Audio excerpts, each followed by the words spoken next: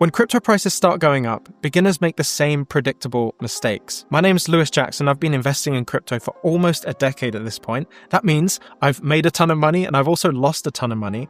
But if I were to start fresh today in crypto investing, these are the 3 rules I would follow above all else. So by the end of this video, you're going to walk away with a rational plan for investing in crypto, even if you're brand new. Because the thing is about crypto is that people buy at the wrong times. It's almost like it's human nature to do so. And that all happens because people get emotional from all the headlines and the sensationalism or different content creators that you see online. And the thing is, if you combine those headlines and the sensationalism with a lack of a framework to make good decisions, you're destined to fail. And this is actually what most people do. And that's how the majority of people actually lose money, even when the prices are going up, which is mind-blowing. So by the end of this video, you're going to have a structure for when you should be buying crypto, how to control your emotions, and you're also going to walk away with a simple framework for researching the best cryptos to buy with the maximum upside. So rule number 1 is BNT, and it stands for Blockchain Necessity Test. And it's really a simple question that when the time comes for you to be considering buying a cryptocurrency or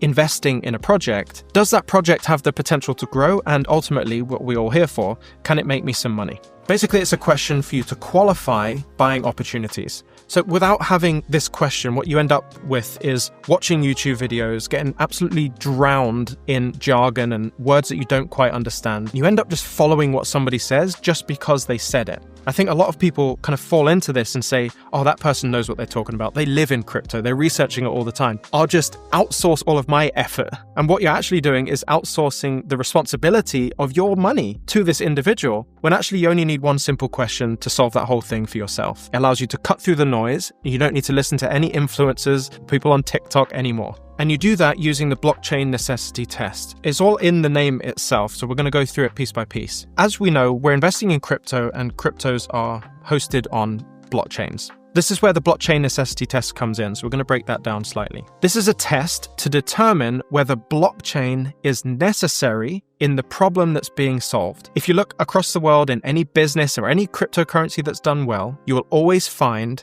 a problem being solved. If you want to make money, problems must be solved. So what we look for are projects or businesses that solve problems. The bigger those problems are, the higher the potential is for increased upside, making more money. But what we find in a lot of projects is that the blockchain element of it isn't actually necessary to solving the problem. I can see a world where parking payments on the blockchain comes up and everyone kind of piles into it and they think, oh, that's really cool because I'm not sure why, but it's really cool.